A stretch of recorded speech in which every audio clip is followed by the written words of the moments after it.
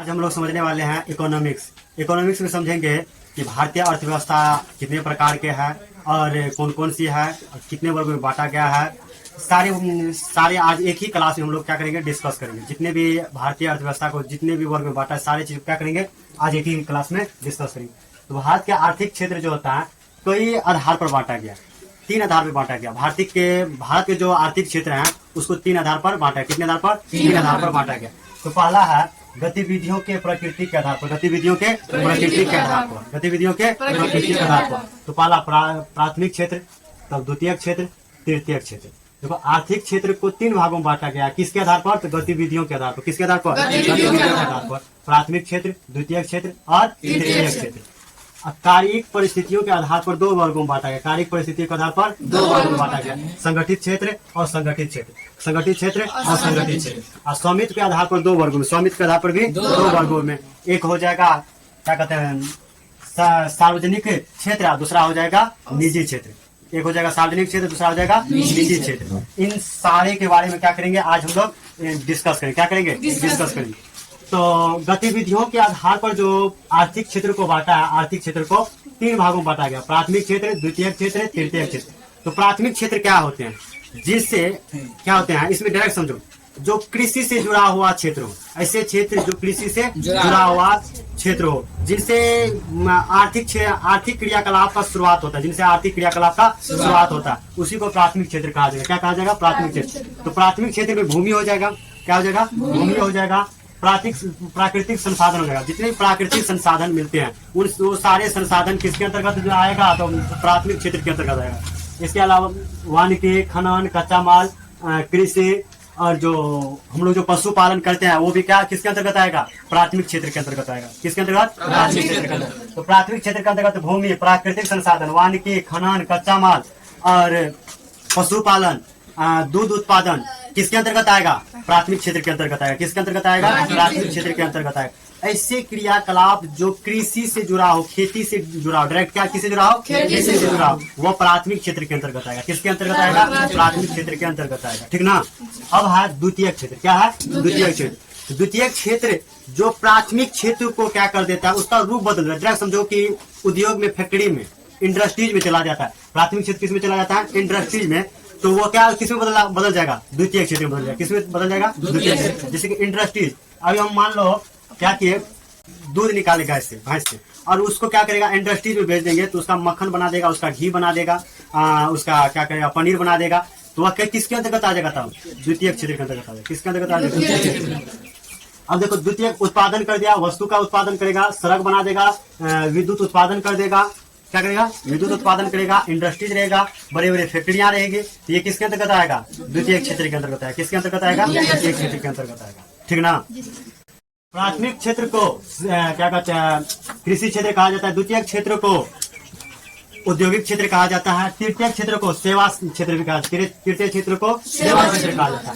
देखो सेवा क्षेत्र कहने का मतलब क्या? डायरेक्ट समझो, ऐसे इसमें क्या करता है, तुम रुपया देगा, रुपया के बदले तुमको कोई वस्तु नहीं देगा, तुम्हारा सेवा करेगा। क्या करेगा? सेवा करेगा। तो क्या होगा? सेवा क्षेत्र होगा। जैसे कि आप देखो, तुम कहीं जा रहा है तो किसी के टेम्पो पे बैठता है, बस पे बैठता है या रेलगाड़ी पे बैठेगा, तो क्या करेगा? तुमको रुपया लेगा, लेकिन रुपया के बदला कोई वस्तु देगा नहीं देगा, इस एक स्थान से दूसरे स्थान पहुंचा देगा। सेवा किया, तुम्हारा क्या किया? सेवा किया।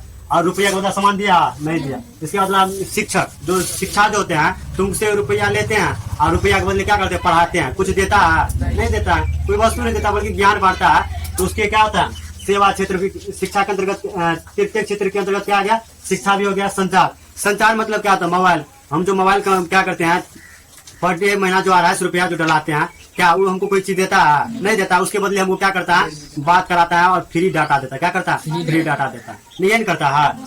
प्राथमिक क्षेत्र के अंतर्गत काम कर रहे मजदूर को, प्राथमिक क्षेत्र के अंतर्गत काम कर रहे मजदूर को रेड कॉलर वर्कर कहते हैं। क्या कहते हैं? रेड कॉलर वर्कर कहते हैं। लाल कॉलर धारी कहते हैं। क्या कहते हैं? लाल कॉलर धारी कहते हैं। और द्वितीय क्षेत्र के अंतर्गत काम कर रहे मजदूर को ब्लू कॉलर वर्कर कहते हैं। क्या कहते हैं? ब्लू कॉलर वर्कर कहते हैं। और तृतीय क्षेत्र के अंतर्गत कार्य कर रहे मजदूर को व्हाइट कॉलर वर्कर कहते हैं। व्हाइट कॉलर वर्कर कहते हैं। किसी को दिक्कत है? नहीं दिक्कत है।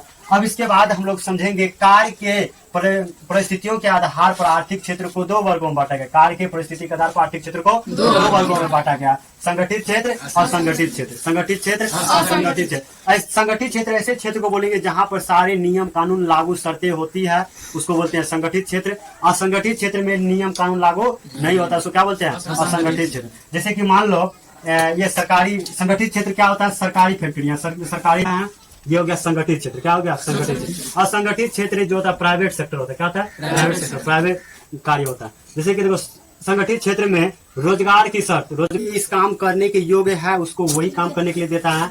और असंगठित क्षेत्र में किसी को भी भर्ती करके कर लिया जाता है, काम करवा लिया जाता है, तो इसमें रोजगार की शर्तें लागू नहीं होता।